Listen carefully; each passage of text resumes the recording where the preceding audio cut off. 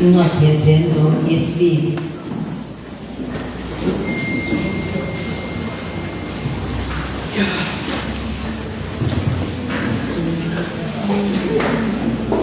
Sizoqala ukufunda verse 37 siya 41.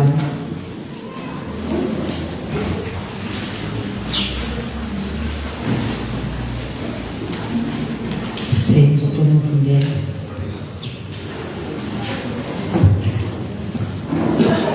Sebekuzwa bahlaleka enhlizweni bathi kuPetru nakwabanye abapostoli, madoda bazalwane, siyakwenze njani na? uPetru wayesethi, phendulani, yilowo nalowo abhaphathiswe egameni likaJesu Kristu kukho konke ukuthethelela kwezono zenu, khona niyakwamukeliswa isiphiwo sikaMoya oNgcwele.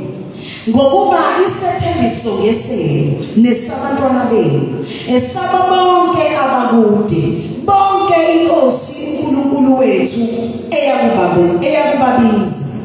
Wafakaza nangamanye amazwi amaningi, wabayala wathi, zisiliseni kulesi sizukulwane esiphambelele.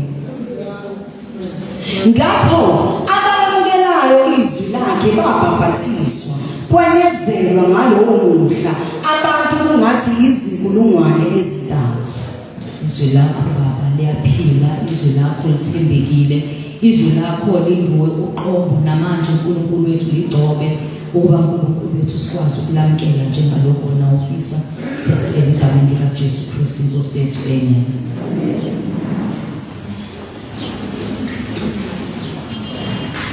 Isikhathi esisona bazalwane, isikhathi ekumele ukuthi sihlezi siqwashisana, haleluya, siyibandla likaNkulunkulu.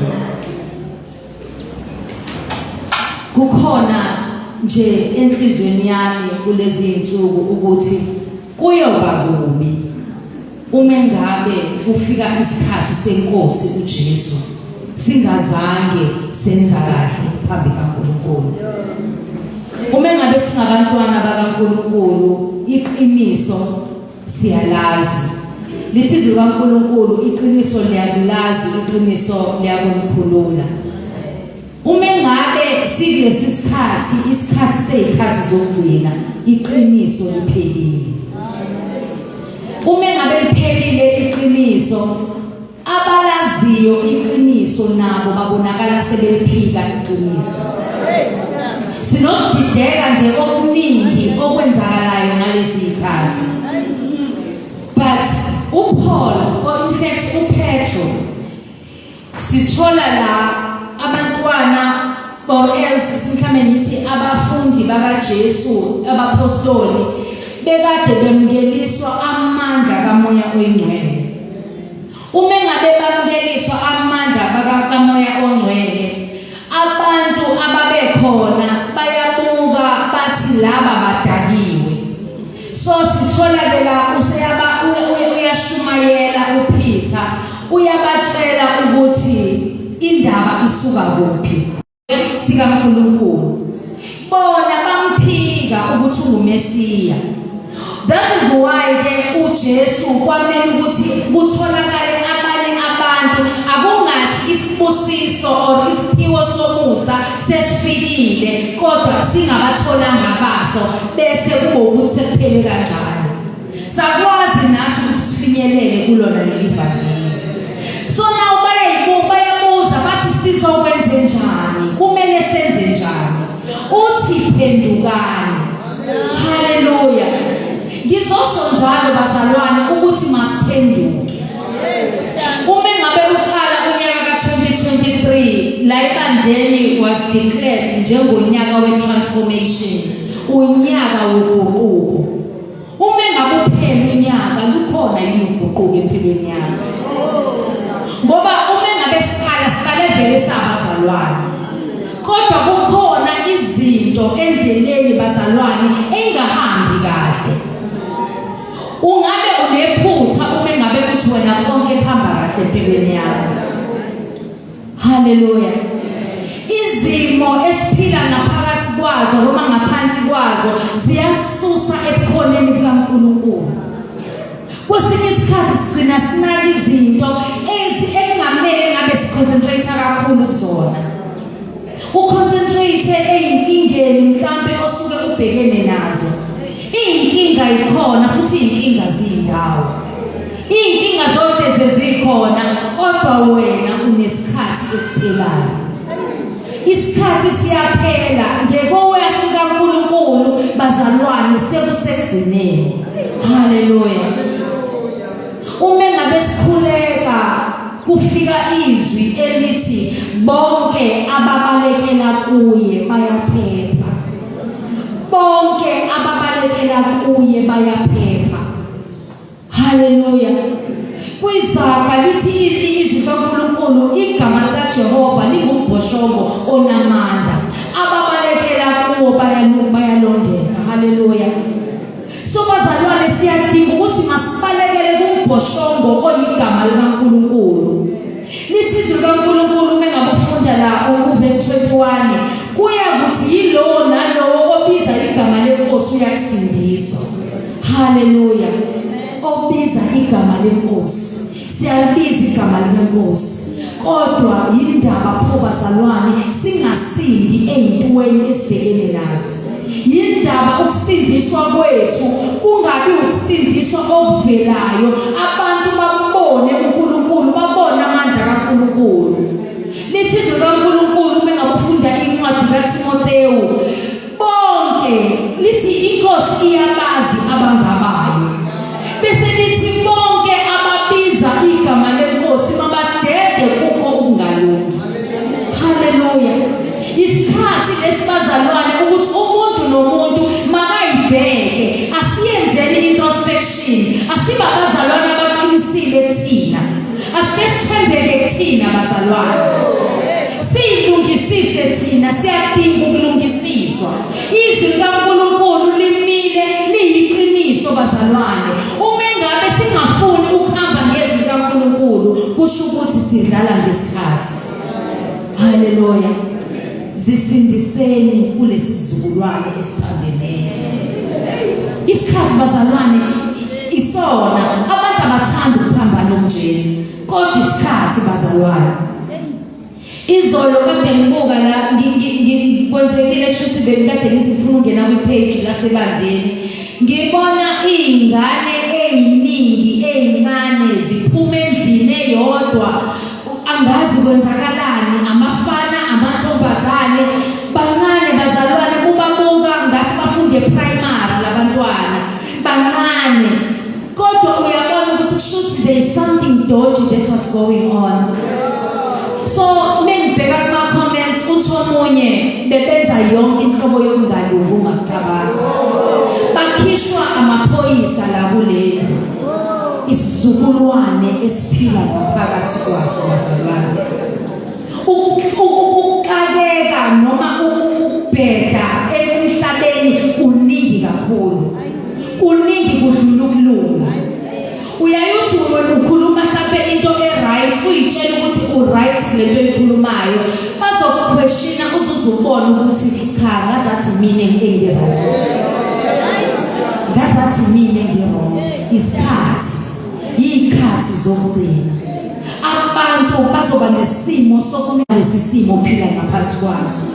Uma ngabe efika uJesu manje ebuya ukuzolanda ibandla ngabe uyabukufika lokho. Haleluya. Ukhona yini ukholwa bazalwane? Lithi izwi kaNkulunkulu ngisho nabancane kube ngangenhlambi yesinaphi. Kukhona yini ukholwa ezimpilweni zethu?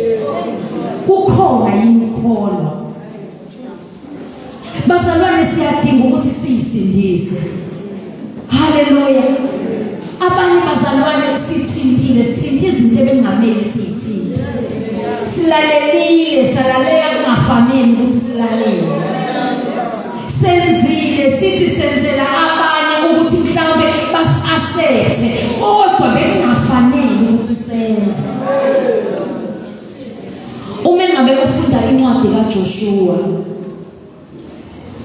ngithi chapter 17 ngelinye ilanga abantwana bakwaIsrayeli batholile umyalelo ukuthi mabaye ukolwa ngesizwe esithize.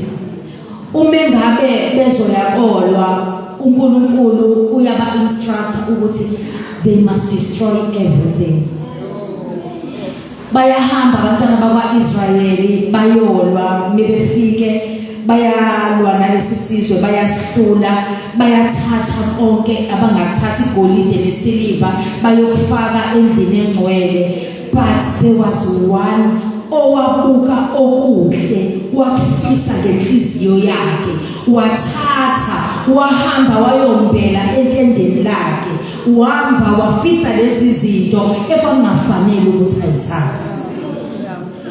Abantwana bakwaIsrayeli uma ngabe beqhubeka beyolwa nesizwe iAyi, uthi uJoshua uthi usenda inhloli ukuthi abahambe bayohlola lelo lizwe.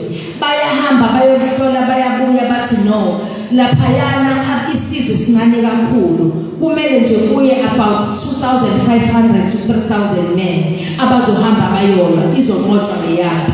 Bayahamba bayolwa abantwana bakwaIsrayeli abawu-3,000, bafike bayalimazwa, bayahlulwa, babachasa, bacrossa iJordan, and abalinyazwa it's more than 36. So uJoshua uya phambi komphongolo kaNkulunkulu, uyawa phambi komphongolo, uyakhala kuNkulunkulu ukuthi uNkulunkulu sivumeleleni ukuthi siyolwa laphayana siyohlula.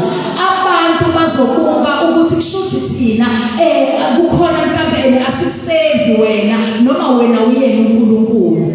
uNkulunkulu seyamtshela uJoshua uthi anenzanga okulungileyo. Bayabuya ke uJoshua ukhuluma nebandla likaNkulunkulu ukuthi akwenzekanga kahle, kuzomela ukuthi sihlanze. Uma ngabe sihlanza, loyo ozotholakala ukuthi uthathile okungcolile wazongcolisa isizwe sikaNkulunkulu kuzomela ukuthi abulawe. Nangempela bayayingcwelisa abantwana bakaNkulunkulu, but kwatholakala ukuthi kunendoda ethiwa uAkhani. uAkhani uyavuma ukuthi impela ngithathile, uyabala izinto ayithathile uAkhani, uyasho ukuthi ngiyimbele etendeni lami. Bayahamba bayobheka bayomba, nangempela izinto ziyatholakala, zadigwa zonke lezi zinto. Kwamele ukuthi abakhandwe ngamatshe uAkhani nomndeni wakhe, kwabulawa yonke imfuyo yakhe, kwashiswa nalezi zinto abekade beyithathile. Then ibandla likaNkulunkulu lakwazi ukuthi ligcweliswe. Yiziphi izinto oyithathile?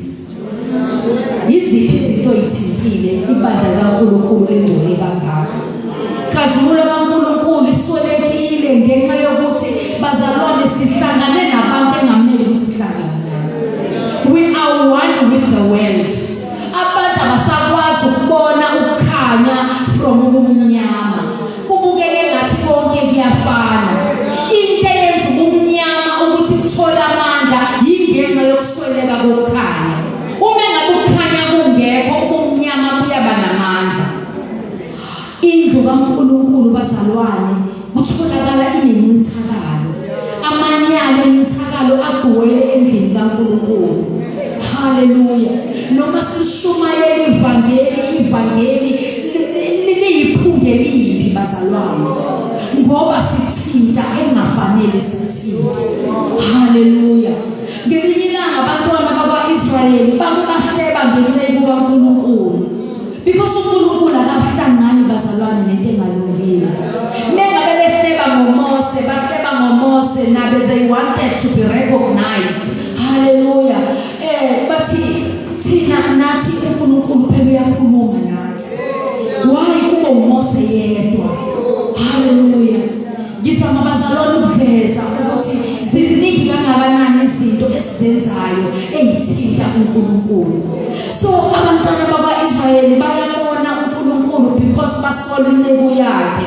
Maybe isola incebo yakhe, uNkulunkulu appeared before Miriam no Aaron. Uthi how dare you nikhulume ngencebo yami engibonana nayo ubuso nobuso.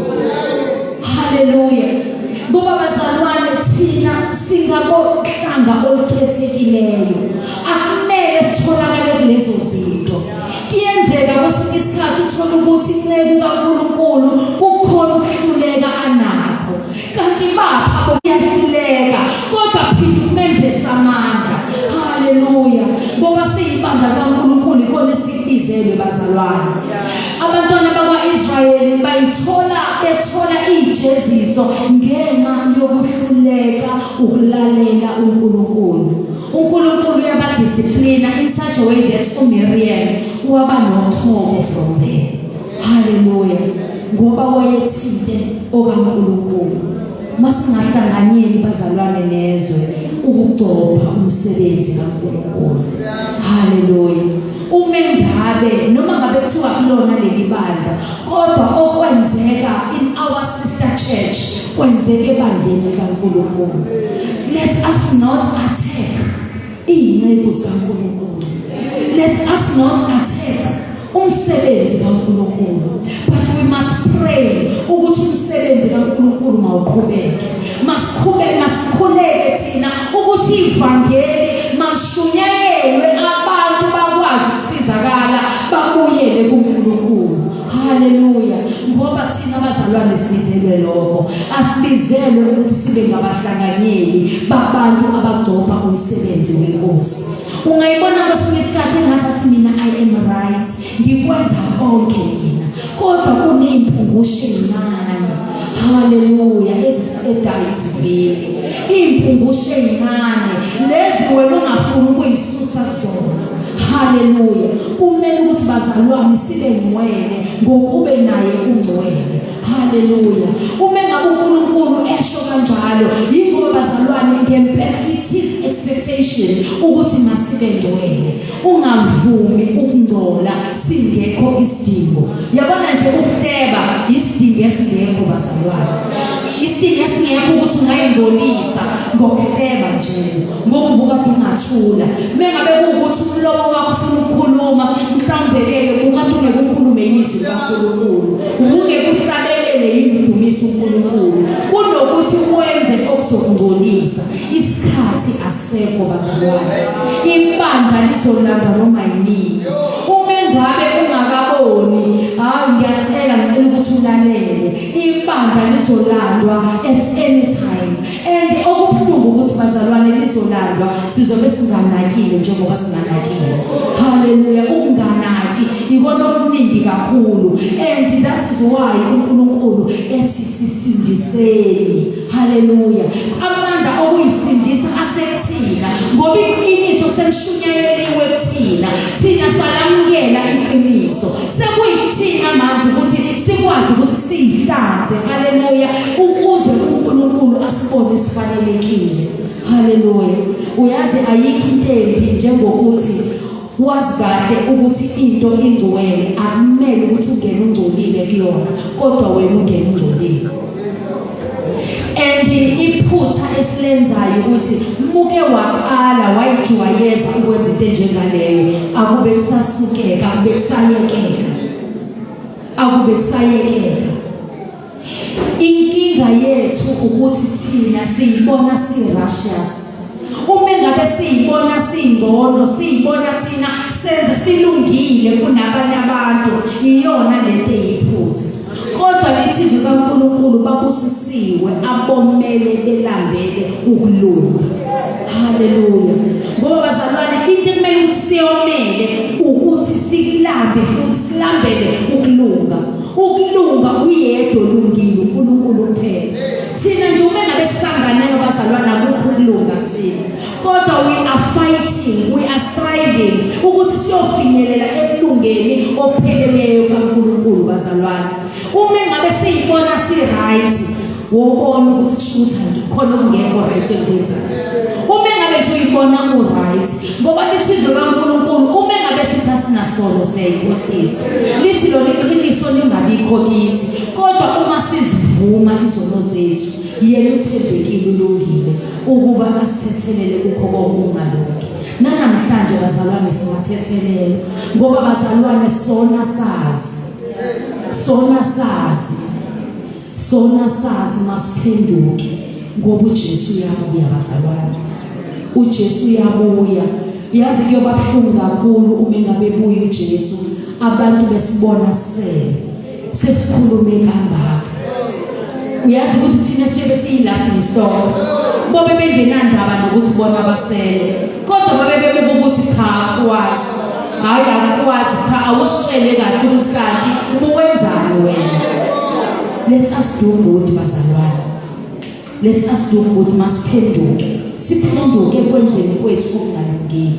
Siphenduke ekukhulumeni kwethu okungalungile. Okungafanele bazalwane. Simncenge uNkulunkulu ukuthi makasisize, makasiqondise indlela yakhe, makasiqondise endleleni ukuthi samukeleke phambi kwakhe. Ngoba uma engabe ekhali icilongo, haleluya, wafilele kahle inkosi. Kuyobufunele kahle kanjani bazalwane sigcwelelana. Asingazeli lana ubande eminyango kodwa size nje siphinde siphume sifazi. Masiphenduke phambi kaNkulunkulu. Ngiyamthanda uNkulunkulu ngoba uma engabe siphenduka kuNkulunkulu, uNkulunkulu bazalwane akasibaleli ukuthi wena izolo njengoba akasukusibalela bazalwane kodwa masiphenduke.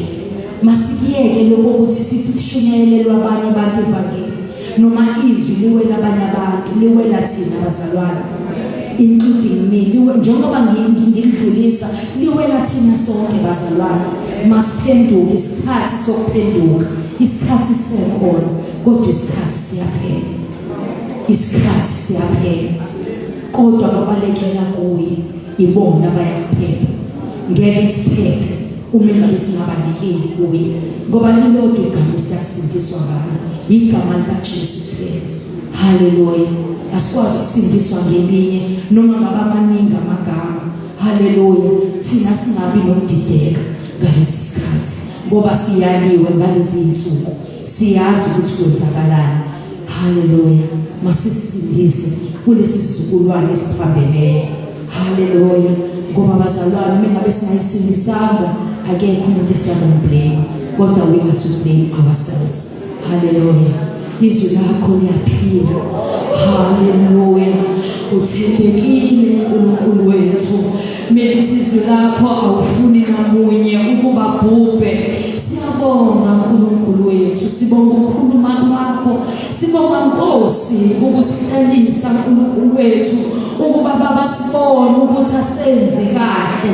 Siyacela uNkulunkulu wethu engcwele silungisise siyibandla lakho, silungisise singabantwana bakho, silungisise singabaphathi bombhoshongo. Haleluya. Ngoba lo mphongolo wakho Nkosi ungcwele ufuna abanye abagcwele. Namanje uNkulunkulu wethu engcwele busisa uNkulunkulu wethu lo kule ndawo ngegama likaJesu waseNazaretha. Masingavumi uNkulunkulu wethu ukulahlwa ngenxa Nkosi yami yokuba careless, yokunganaki egameni likaJesu waseNazaretha. Kepha masilungiselele ngoba usuku liyeza, usuku liseduze egameni likaJesu waseNazaretha. Masibe njengezintombi eziyisihlanu zona ezalungisa izibane zazo zafaka amafutha Nkosi mawahleze khona ezibanini zethu ngegama likaJesu waseNazaretha. Let us not walk with empty lamps. UNkulunkulu wethu engcwele kwaziwe nje ukuthi singabantwana bakho kodwa uNkulunkulu wethu kulunga ungatholakali kithi. Siyakubuza ngalesi sikhathi egameni likaJesu. Silungisise siyibandla lakho. Asifuni uNkulunkulu wethu kusala sinjena. Kepha Nkosi siyafuna ukuhamba siye kuwe. Igama likaJesu wena uNkulunkulu owethembekile. uNkulunkulu ongafuni ukungcola. uNkulunkulu ohlala ekukhanyeni ongenakufinyelelwa kukho. Masibe ngokukhanya ukuze sikwazi ukufika kuwe. Ngegama likaJesu waseNazaretha. Thina sithembele kuwe Baba. Thina sithembele kuwe Nkosi. Akukho lapho singaya khona. Amazwi ompilo phakade akuwe. Ukuphepha kwethu kuwe. Ngegama likaJesu waseNazaretha. Thalalisa uNkulunkulu wethu